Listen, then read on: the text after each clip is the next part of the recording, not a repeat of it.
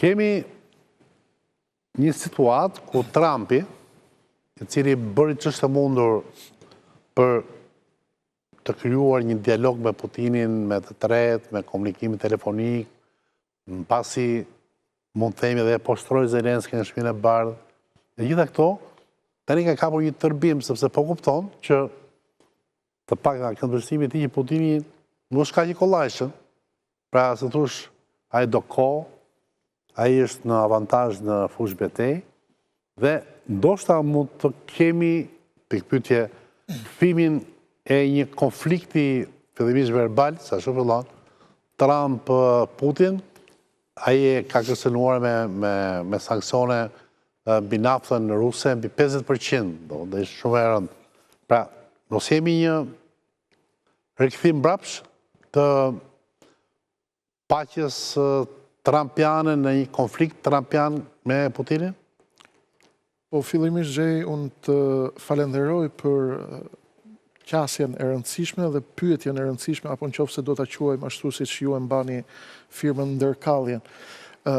Jemi përballë një situate cilën ne kemi folur bashkë edhe në këtë emision, kemi thënë dy gjëra të rëndësishme të cilat janë regjistruar në këtë studio. E para gjë e rëndësishme është që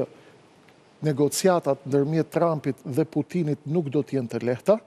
Kemi regjistruar dhe kemi thënë që në rastin më të mirë, si kur të shkojnë për 6 muaj në një marrëveshje, do të jetë arritje e madhe, që do të thotë se negociatat do të jenë të vështira, dhe kemi thënë edhe një gjë tjetër shumë të rëndësishme,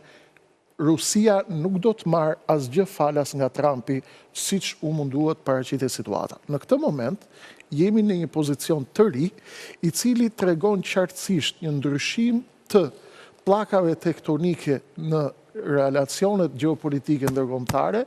një ndryshim kursi dhe busulle ndërmjet marrëdhënieve Rusi-Bruksel, apo Rusi-BE-Angli dhe Rusi-SBA. Moska dhe Kremlini janë të bindur dhe besojnë plotësisht se janë në një pozicion më të favorshëm në këtë moment dhe se janë në një marrëdhënie më të favorshme me administratën Trump se sa me administratën Biden. Ndërkohë, Europa nga ana e saj është në një moment jashtëzakonisht të vështirë sepse ka marrë mesazhe nga Shtetet e Bashkuara të Amerikës që është jashtë loje në këtë moment dhe këtë demonstruan qartë me diskutimet Moskë-Washington në Riyadh të Arabisë Saudite dhe vazhdimi i këtyre bisedimeve, çka e lë Europën jashtë zgjidhjes për Ukrainën, e megjithatë Europa është duke bërë përpjekje që të mbajë veten e saj në lojë me dy situata. Situata afat shkurtër është të ndikojë sa të mundet në një marrëveshje të mundshme Moskë-Washington për Ukrainën, duke qenë ajo jashtë loje dhe në nivel afat gjatë, duke përpjekur që të ndërtojë një sistem mbrojtje